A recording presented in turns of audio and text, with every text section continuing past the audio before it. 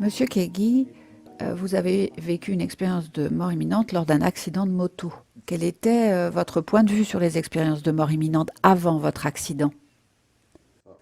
En vérité, le sujet ne m'intéressait pas. Je n'en connaissais sûrement même pas le sens. Il est difficile pour moi de me souvenir, mais je pense que je n'avais jamais discuté ce sujet. Comment s'est produit l'accident de moto au cours duquel vous avez vécu cette expérience de mort imminente? J'étais en Espagne, c'était entre Noël et le premier de l'an. Pour l'entraînement hivernal, je fais de la moto catégorie superbike.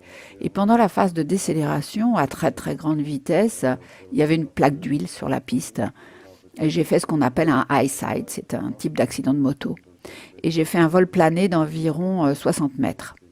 Et j'ai atterri sur la tête. Ma combinaison de course était en effet complètement intacte. Alors que mon casque, lui, était très endommagé, même cassé. Quand j'ai atterri sur la tête, la vie a quitté mon corps purement et simplement. Quelle fut votre expérience à ce moment-là? Ce dont je me souviens, c'est que quelque chose n'allait pas avec la moto, que ça dérapait. Je savais que l'accident était inévitable. Je me suis dit que ça en un millième de seconde. Puis je me suis retrouvée au-dessus de la moto. Je l'ai encore devant les yeux aujourd'hui. Comment la moto s'éloignait de moi, ou plutôt comment je m'éloignais de la moto.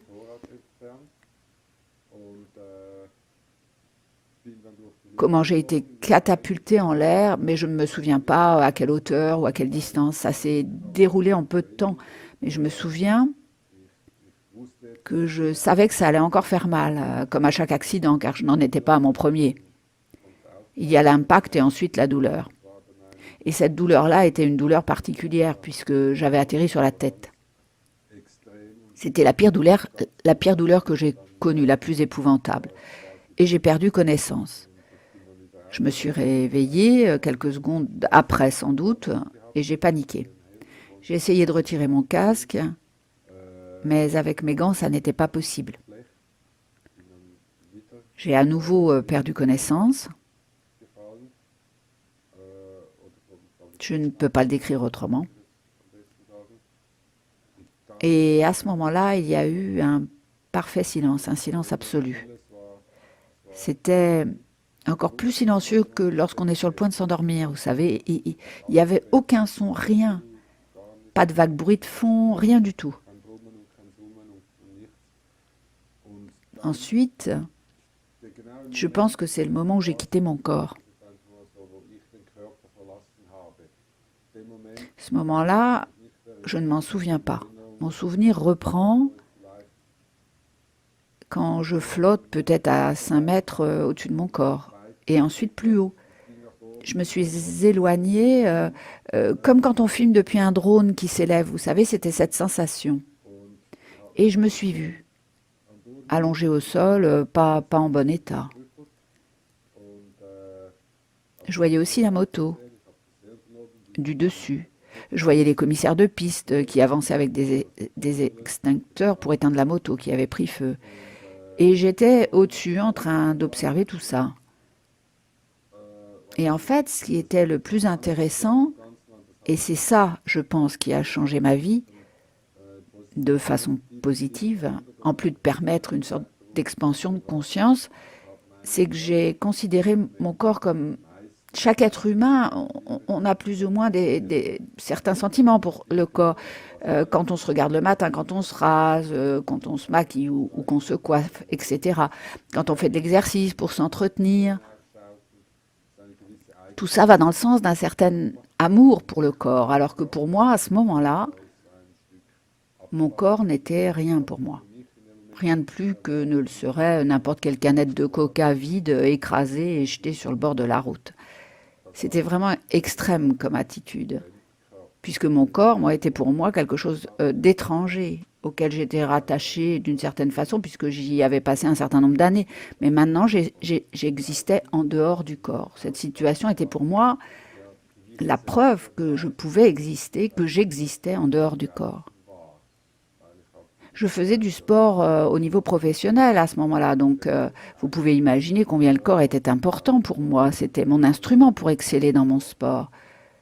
J'entraînais mon corps pour être préparé au mieux, etc. Mais maintenant, ce corps ne me servait plus à rien. Il était inutilisable, j'en avais plus besoin. Ce qui était formidable aussi, c'était le sentiment que tous mes problèmes avaient disparu. Parce que même quand on n'a pas de gros problèmes, on en a toujours des petits. Dans mon cas, par exemple, même sans problème, il y avait toujours, il fallait faire l'entretien de la moto, changer les pneus, changer l'huile, au besoin procéder à des petites réparations, les petits soucis du quotidien, quoi. Et tout ça, c'était parti.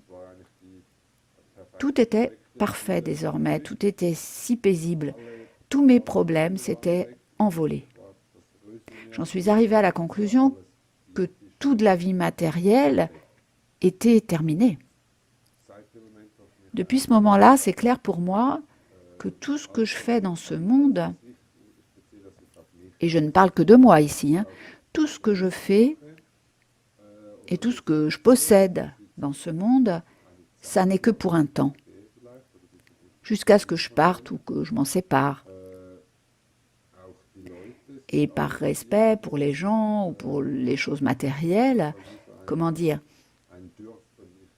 disons que je suis autorisée à posséder les choses pour un temps, à aimer, détester quelqu'un ou quelque chose pour un temps.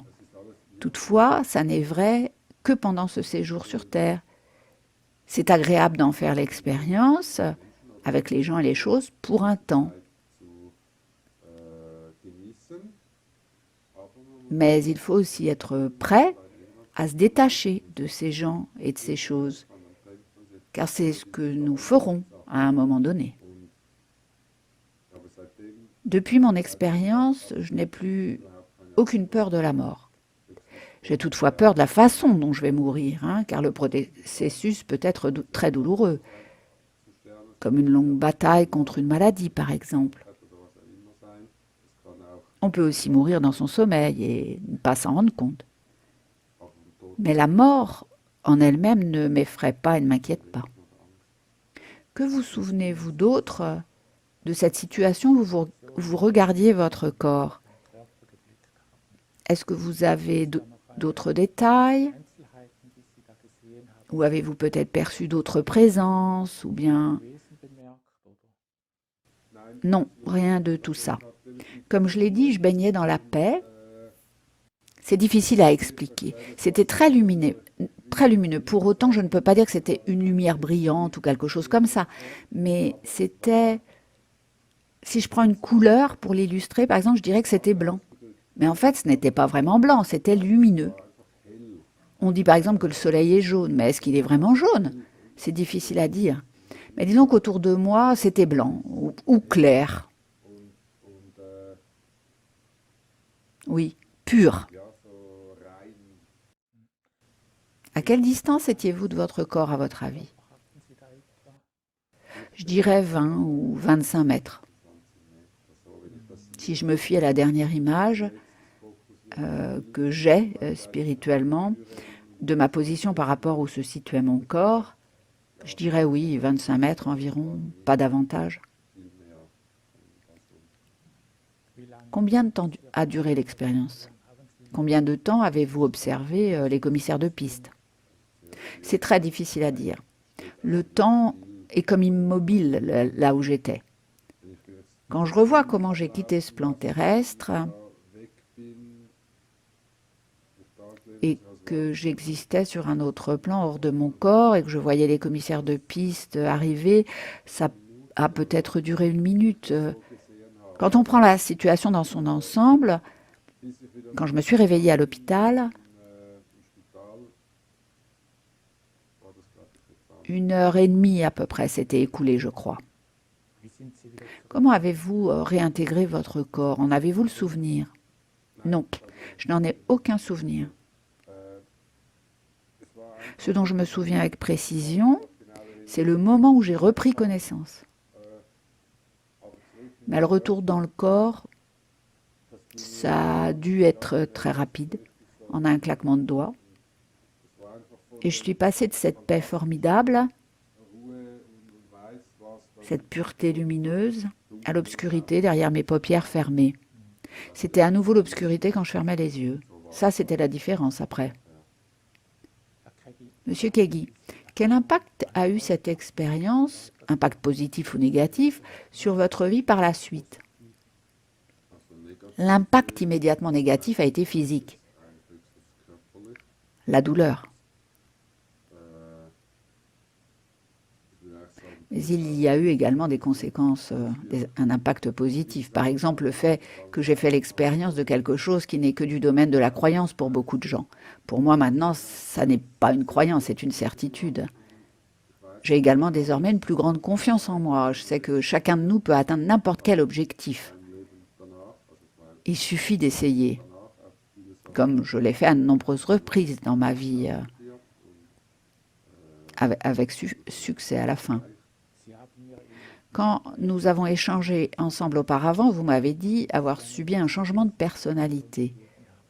Quels ont été les signes? D'après ma compagne de l'époque, mon caractère n'était plus le même. Ma personnalité n'était pas pour autant entièrement différente, mais certaines choses, par exemple, n'avaient plus autant d'importance après, et d'autres, au contraire, sont devenues plus importantes. Mes choix, mes préférences et beaucoup d'autres choses en moi ont changé. Je dirais que ce que j'ai subi, c'est une sorte d'expansion de la conscience. Je vais vous donner un exemple. Quand je vois une forêt, une personne normale dirait qu'il s'agit d'une forêt, mais moi, je vois chaque arbre individuellement en détail, chaque insecte aussi. En fait, chaque détail en un clin d'œil. Et je le vis aussi dans ma vie de tous les jours, ça. Je sais que je suis encore là dans cette vie pour un temps, et je vais faire mon possible pour la savourer autant que je le peux. Avec évidemment un certain degré d'égoïsme, mais aussi néanmoins en lien avec animaux et humains, c'est-à-dire tout être bienveillant à mon égard, car ce sont ceux-là qui peuvent en bénéficier. Monsieur Kegi, merci pour cet entretien. Je vous en prie.